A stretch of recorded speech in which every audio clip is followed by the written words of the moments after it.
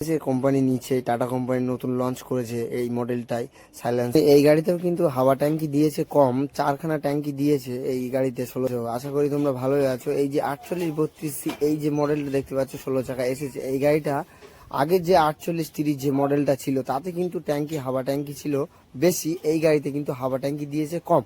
Air ট্যাঙ্কিটা 4টে দিয়েছে। এই ব্যাটারির নিচেই কিন্তু একটা 16 চাকার যখন ফার্স্ট লঞ্চ হয় তখন কিন্তু ব্যাটারির নিচে সাইলেন্সার বক্স ছিল। এইটা 4830 আর 4832 এই দুটো মডেলটাই কিন্তু সাইলেন্সার নিচে দিয়েছে। দেখতে পাচ্ছ এই সাইলেন্সারটা নিচে টাটা কোম্পানি দেওয়ার কারণ একমাত্র ড্যাশবোর্ডে গরম হতো। ড্যাশবোর্ডে গরম, তোমার টেম্পারেচার যেটা সাইলেন্সারের হিট সেটা কিন্তু ড্যাশবোর্ডে কিন্তু অ্যাকচুয়ালি এই ড্যাশবোর্ডটা দিয়েছে এসি কেবিন। এটা কিন্তু এসি লঞ্চ করেছে টাটা এই মডেলটায়। সাইলেন্সারেও কিন্তু সেন্সার কিছুটা কিছু চেঞ্জ করে দিয়েছে। সাইলেন্সারে গিয়ারবক্সের সেন্সার চেঞ্জ হয়েছে। এতে ট্যাঙ্কি কিন্তু হাওয়া ট্যাঙ্কি এটাও চেঞ্জ করে 4টে ট্যাঙ্কি করে দিয়েছে। এই যে ইয়ার কম্প্রেসার যে সাইলেন্সারে দেখছো এটাও কিন্তু সেন্সার দুটো দিয়েছে। আগের মডেলটাও দুটো ছিল, এই মডেলটাও কিন্তু দুটো দিয়েছে। কিন্তু 10 গিয়ার দিয়ে বার হয়েছে, এটা আগেও 10 গিয়ার ছিল কিন্তু গিয়ারে একটু চেঞ্জ করেছে, সেন্সারও বাড়িয়েছে গিয়ার বক্সে। এই 4832 এই মডেলটায় গিয়ার বক্সের সেন্সারও বাড়িয়েছে।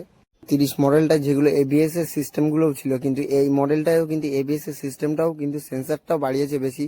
এবিএস সেন্সার কিন্তু ডবল ডবল দিয়েছে, পিছনের চাকা কম্প্রেসার আর একটা লিফটের যে মেশিন 16 চাকার আগের গাড়িতে যেগুলো লঞ্চ করতো ওটাও কিন্তু মডিফাই চেঞ্জ করেছে। সেটা দিয়েছে আমাদের পিছনের যেটা ট্রলির চাকা আছে সেই চাকার সাথে অ্যাডজাস্টিং মেনটেনেন্স ঠিক রাখলে গাড়ি কিন্তু ব্যাগে আসলে এই 16 চাকা মডেলটা লিফট কিন্তু উপরে উঠে যাবে অটোমেটিক। ভাই এই মডেলটা নিয়েছো অবশ্যই আমাকে কমেন্ট করবে।